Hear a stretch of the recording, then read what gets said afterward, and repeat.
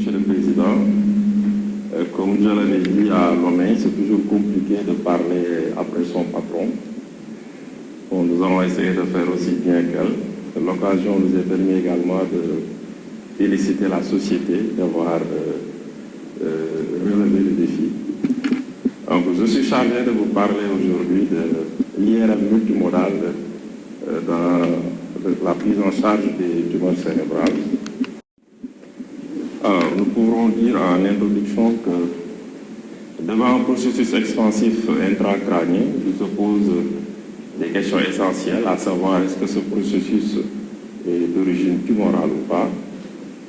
Et si effectivement il s'agit d'une tumeur, il faudra faire une caractérisation sémiologique, une analyse sémiologique et une caractérisation de la lésion, ce qui permettra d'adapter la prise en charge thérapeutique et le suivi chez ces patients. Alors si par défaut ce processus n'est pas d'origine tumorale, il faudra essayer de donner un diagnostic alternatif, car il peut s'agir d'abcès, d'hématomes, il y aura beaucoup de lésions qui font allusion à une tumeur en imagerie. Alors, l'appréhension de ces processus expansifs, malgré le polymorphisme anatomo-radiologique, ont une approche facilitée par leur répartition préférentielle en fonction de la localisation intéressant le parenchyme cérébral ou les enveloppes, leur topographie, à savoir leur localisation aux étages sous-tentoriels, mais également l'âge des patients. Et pour une bonne caractérisation, l'imagerie par résonance magnétique, du fait de sa bonne résolution en contraste, est de loin la technique de référence supérieure à la tomodensitométrie pour la caractérisation de ces lésions. En plus de son caractère très anatomique, l'IRM aujourd'hui avec ses séquences avancées nous permet de faire une étude fonctionnelle, mais également d'apprécier les différents métabolites que ces tumeurs expliquent. Ce qui va nous permettre aujourd'hui de nous approcher de plus en plus du diagnostic histologique. Ainsi, devant un processus ou bien une tumeur cérébrale, l'IRM nous permettra de poser le diagnostic positif, de donner le diagnostic topographique de la lésion, d'évaluer la gravité de la lésion par ses répartissements, ses extensions, mais également d'évoquer une étiologie facilitée par les séquences avancées, de guider l'acte thérapeutique et d'assurer enfin le suivi, voir la qualité de l'exérèse et de rechercher des récidives après traitement.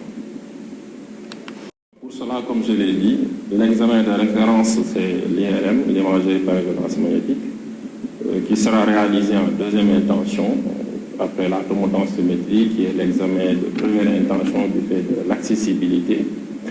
La sensibilité de l'IRM est proche de 100% avec une excellente résolution en contraste. Il s'agit d'un examen qui est non invasif, non irradiant et qui peut être réalisé dans les différents plans de l'espace. L'acquisition, comme l'a précisé le professeur Sokhna Diop, il y a les séquences conventionnelles en pondération T1, T2, avec les différentes séquences en T2, notamment le T de fleur, le T d'étoile. Là, il y a en plus de ces séquences conventionnelles, les séquences fonctionnelles, l'IRM de diffusion, l'IRM de perfusion et enfin la spectroscopie par résonance magnétique. Alors, nous allons commencer par la diffusion. C'est une étude des mouvements de l'eau dans le milieu extracellulaire. C'est une séquence qui sera toujours corrélée à une cartographie ADC permettant d'évaluer l'importance de la diffusion de l'eau dans le milieu extracellulaire. Et en cas de tumeur hypercellulaire, on va avoir une restriction de la diffusion car le milieu extracellulaire étant réduit du fait de la forte activité mitotique. À côté de la diffusion, il y a la séquence de perfusion qui est l'étude de la cinétique du signal du parenchyme cérébral après injection de bolus de pruine de contraste paramagnétique qui est le gadolinium. C'est une séquence qui va nous permettre d'évaluer plusieurs paramètres, notamment le volume sanguin cérébral, qui correspond à l'air sous la courbe, mais également le temps de transit moyen, le temps de pic et le débit sanguin cérébral, qui sera le rapport entre le volume et le temps de transit moyen du bolus de pleuromontage. C'est une séquence qui est très importante car elle va nous permettre de faire la part entre la néo-angiogénèse, un processus qui se rehausse en rapport avec une néo-angiogénèse ou une rupture de barrière. Alors là, nous avons un exemple d'un patient reçu pour un processus extensif, chez qui la perfusion a été réalisée et on voit bien qu'il y a une importante prise de contraste avec le volume sanguin cérébral qui est très élevé par rapport au parenchyme sain, qui va nous servir de témoin pour calculer le rapport du volume sanguin cérébral entre la tumeur et le parenchyme cérébral normal. Donc dans ce cas, on peut dire qu'il y a une néo-angiogénèse. Donc à côté, il y a le profil de la rupture, une prise de contraste par rupture de la barrière hémato-encéphalique. Là, chez un autre patient, vous voyez, après injection et séquence de perfusion, on voit que le volume sanguin cérébral entre la tumeur, c'est la courbe en rouge, et le parenchyme normal, la courbe en jaune. Le volume est à peu près identique et on voit une ascension de la courbe dans les phases tardives, ce qui témoigne de la rupture de barrière hémato-encéphalique. La spectroscopie va nous donner des informations essentielles sur la composante biochimique des tumeurs, des tissus. L'IRM morphologique est basé sur l'imagerie de l'eau et l'IRM de la spectroscopie, c'est une imagerie des métabolites après avoir éliminé le signal de l'eau qui est prédominant. Alors c'est une séquence qui sera réalisée en deux temps d'écho, le TE court à 30 millisecondes et un TE long à 135 millisecondes. Elle peut être réalisée en monovoxel, nous permettant d'avoir un échantillonnage moins important, nécessitant ainsi de faire deux échantillonnages, notamment au niveau du tissu cérébral normal, que l'on va comparer avec la lésion tumorale. Il y a la deuxième technique en multivoxel qui permet d'avoir un échantillonnage beaucoup plus important. Alors, comment apparaît le spectre du tissu cérébral normal? Nous avons essentiellement trois pics sur le tissu cérébral normal. La choline, qui est un marqueur de l'activité membranaire, c'est-à-dire la prolifération cellulaire et parfois l'inflammation. La créatine, qui est un marqueur énergétique, et le N-acétylaspartate, qui est le marqueur de la vitalité neuronale. Donc, sur une courbe de spectroscopie de tissu cérébral sain, vous allez avoir ces trois pics qui sont prépondérants. Alors, c'est un tableau qui nous montre l'essentiel, la plupart des métabolites qui seront étudiés en IRM de spectroscopie, avec leur fréquence de résonance et leur traduction, notamment les lipides qui traduisent une nécrose cellulaire, les lactates qui font le reflet d'un métabolisme anaérobie, la N-acétylaspartate, nous l'avons vu, c'est le marqueur neuronal, la créatine, marqueur énergétique, la choline, métabolisme membranaire, et le myoinositol qui est un marqueur glial. C'est toujours le même tableau avec les pics de fréquence. Donc on a dit qu'on allait éliminer l'eau dont l'on va voir à 5 ppm, qui est le pic de résonance de l'eau que nous n'allons pas étudier. Après, on a les autres métabolites. Là, ce qu'il faut retenir, c'est que le myoinositol et les glutamines glutamates, qui sont des marqueurs, qui sont des neurotransmetteurs, ne sont visibles que sur les séquences en TE court, donc à 30 millisecondes. Là, c'est un exemple d'une séquence de spectroscopie en TE court chez un patient, qui montre comparativement au spectre normal que le pic de NAA est à un niveau très bas, donc on a une chute du NAA. Les métastases, les gliomes, quel que soit leur stade évolutif, le lymphome. Pour ce qui est de la fosse postérieure, toujours les métastases, l'hémangioblastome, l'astrocytome pilocytique, le méduloblastome. Et les tumeurs extra-axiales, essentiellement, nous aurons les tumeurs en pédiatrie, à présence d'inositol, qui est le marqueur biliaire, présence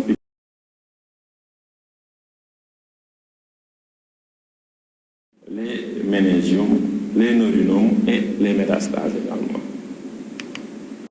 En fonction de la localisation sous-tentorielle, l'essentiel des tumeurs en pédiatrie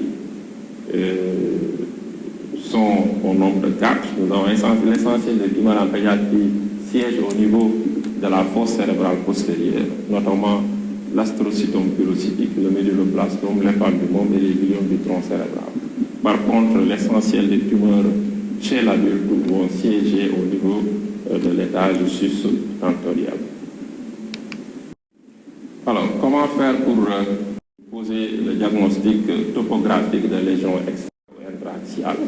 Alors, il y a des signes qui nous permettent de dire de manière certaine que la lésion est de topographie extra-axiale.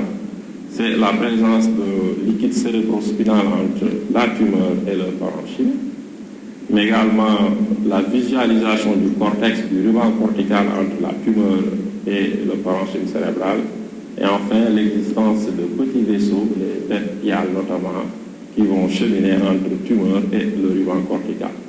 Alors, il y a certains signes qui sont qui nous permettent de poser le diagnostic, pas de manière certaine, mais d'évoquer, c'est la base d'implantation large, l'existence d'une modification osseuse, ostéosclérose ou ostéolyse, le rehaussement de la dure mère que l'on voit souvent dans les méningiomes après le dural-tail, et l'éloignement du cerveau par rapport au crâne.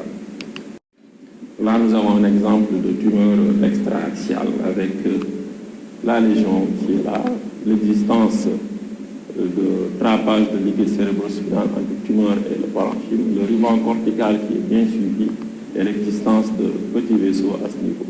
Et après injection, vous voyez que la base d'implantation est large et on a également le rehaussement de la dure mère donnant le signe du dural-tail.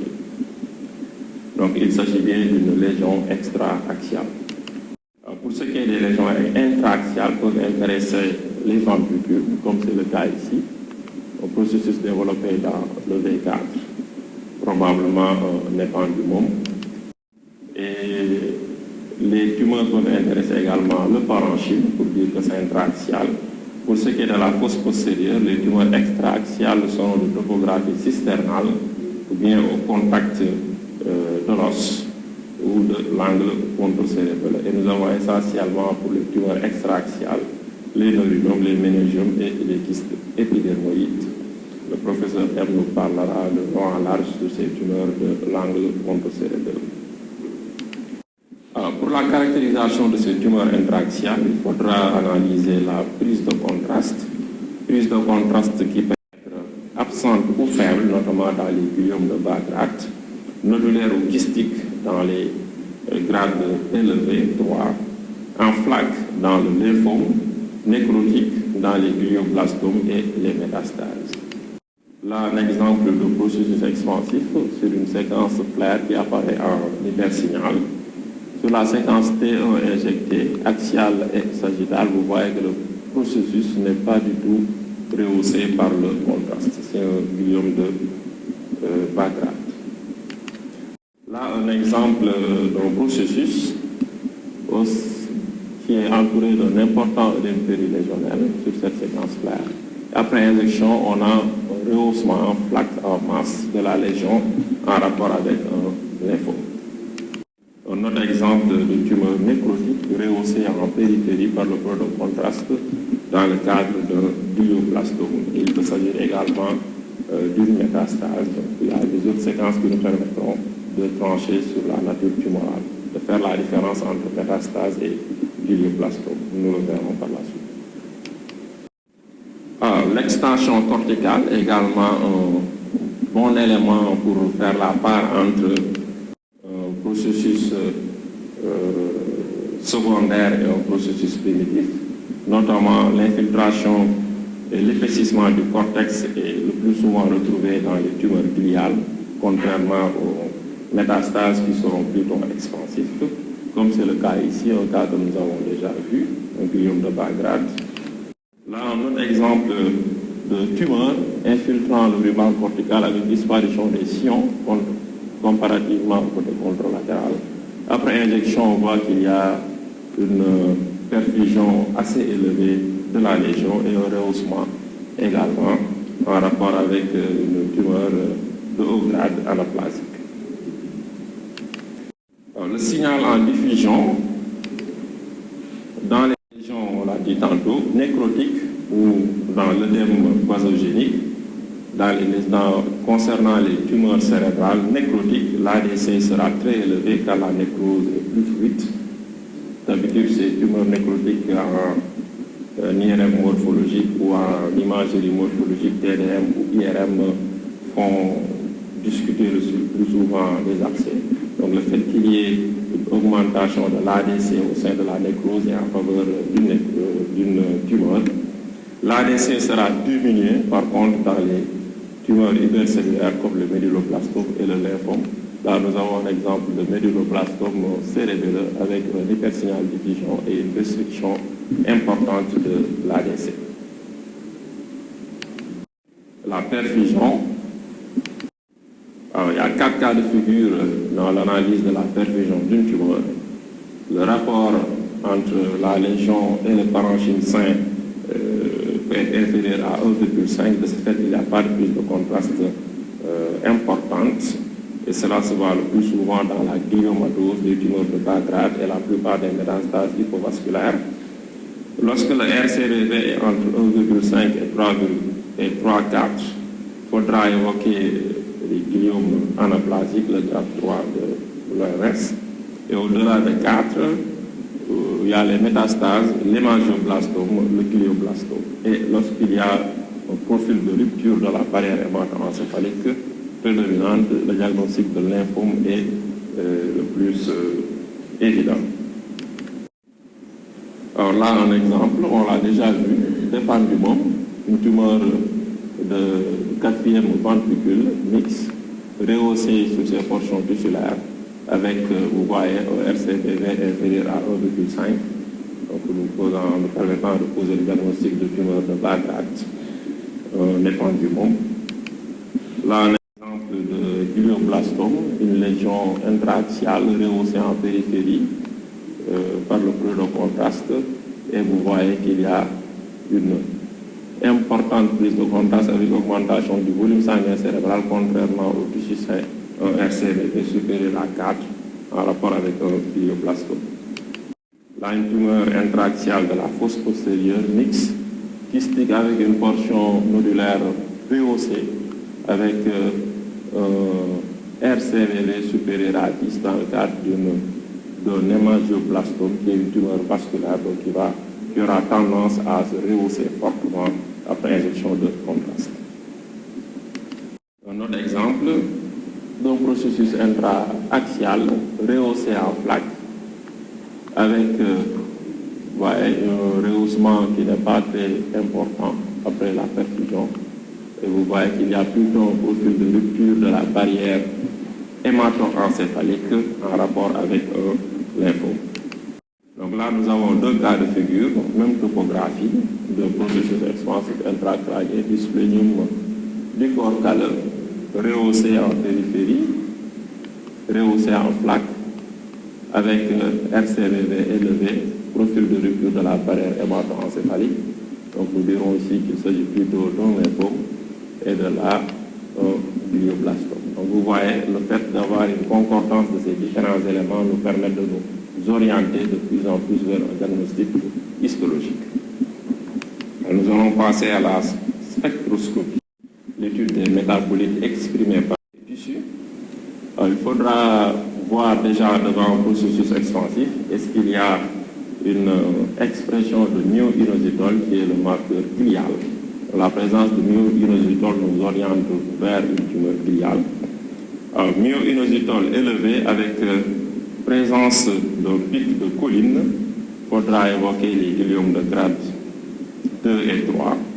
Et lorsque, à côté de ce myo-inositol élevé, nous avons la colline qui est normale et une élévation de la créatinine, c'est plus en faveur d'une gliomatose.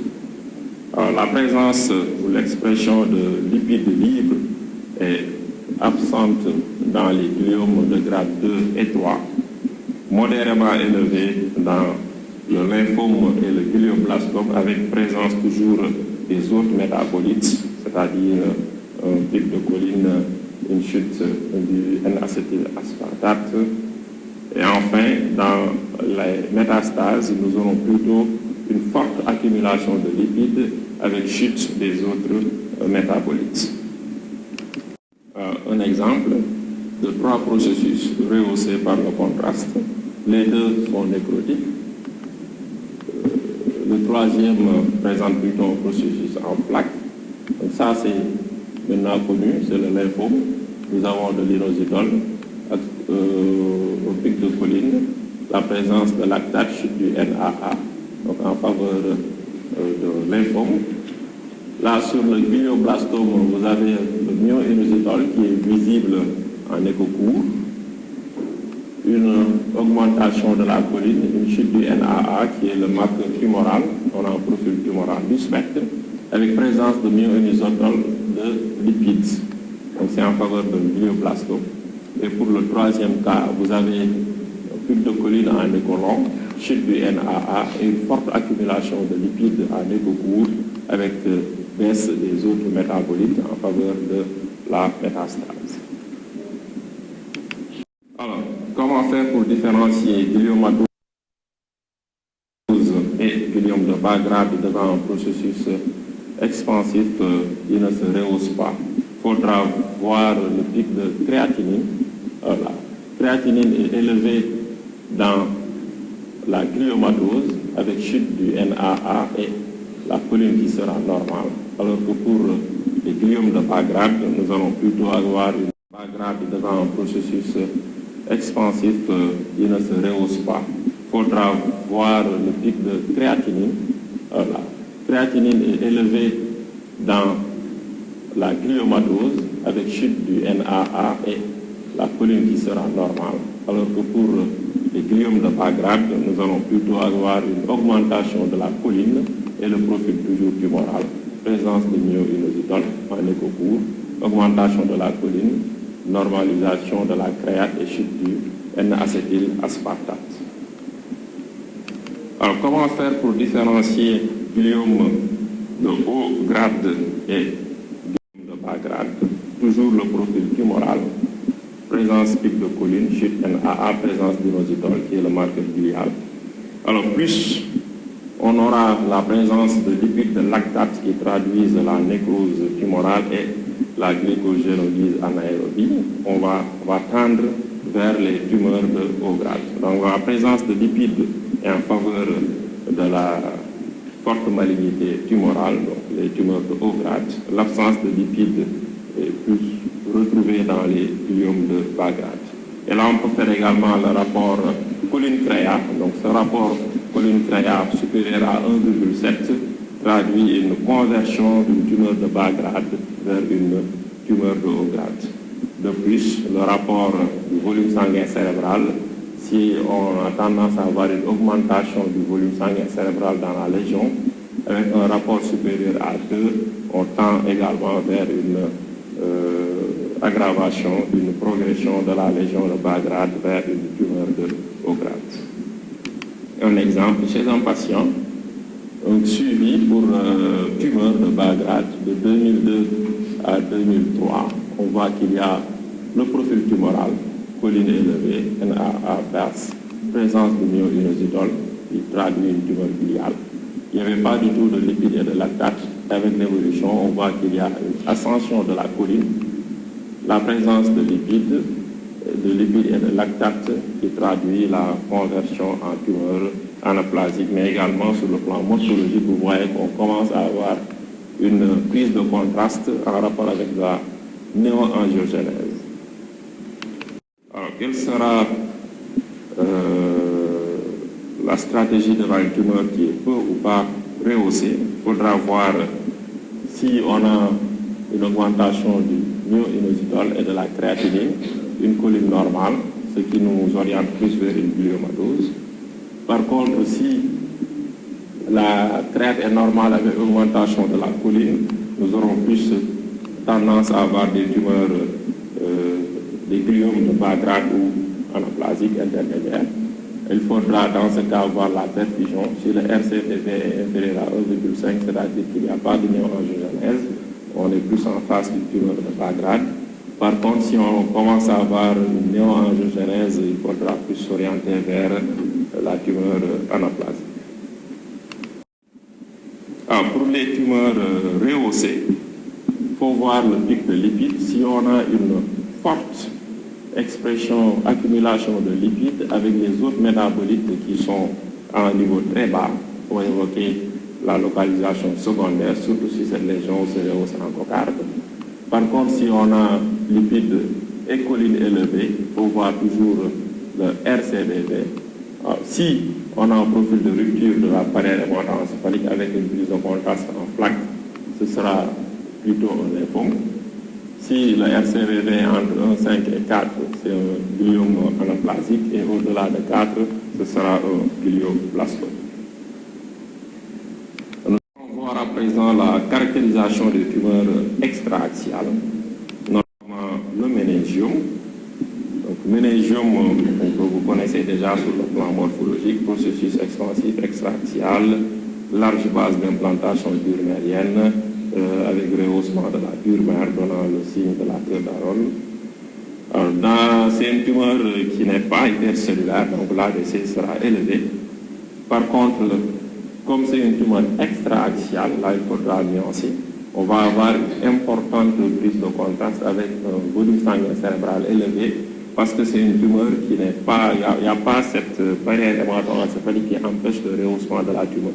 Donc là, c'est pas une néoangiogénèse, mais c'est le fait que la tumeur soit de topographie extra-axiale. Il n'y a pas de barrière hémato-encéphalique qui fait que le méningiome va pomper le sang. Donc on aura un important volume sanguin cérébral avec un RCVV supérieur à 7. Et sur la spectroscopie, vous voyez qu'on aura un pic du masse d'alanine à 1,4 ppm sous forme d'un doublet inversé sur les échos longs. Là, vous voyez qu'il y a une importante prise de contraste comparativement au tissu normal et la topographie extra-axiale avec le rehaussement diurnérien. Comme deuxième tumeur extra-axiale, il y a l'hémangiopéricytome, qui est une tumeur également vasculaire avec un RCVV qui sera très élevé, supérieur à 7,5. Sur le plan morphologique, ce sont des tumeurs hétérogènes, rehaussées de manière intense, de topographie extra-axiale. Vous voyez ce trapage de liquide cérébrospinal entre la tumeur et le parenchyme. On aura de la myo-inositol et la présence de lipides, contrairement au méningiome où on a plutôt la présence d'alanine. Les lymphomes également être de topographie extra-axiale, comme c'est le cas ici, avec ce rehaussement en plaque. Donc, une restriction de la diffusion, hypersignal diffusion avec ADC bas et un profil de rupture de la barrière hémato-encéphalique. En conclusion, nous pourrons dire que l'exploration des tumeurs cérébrales est basée sur l'imagerie conventionnelle, qui est toujours importante, âge patient, topographie, localisation, la prise de contraste, mais également sur l'imagerie de diffusion, restriction ou pas de la diffusion, la perfusion, néoangiogénèse ou profil de rupture de la barrière, et enfin la spectroscopie qui nous permettra d'identifier les métabolites exprimés par les tissus. Il faudra une combinaison de toutes ces séquences, de toutes ces techniques pour approcher de plus en plus le diagnostic histologique. Je vous remercie.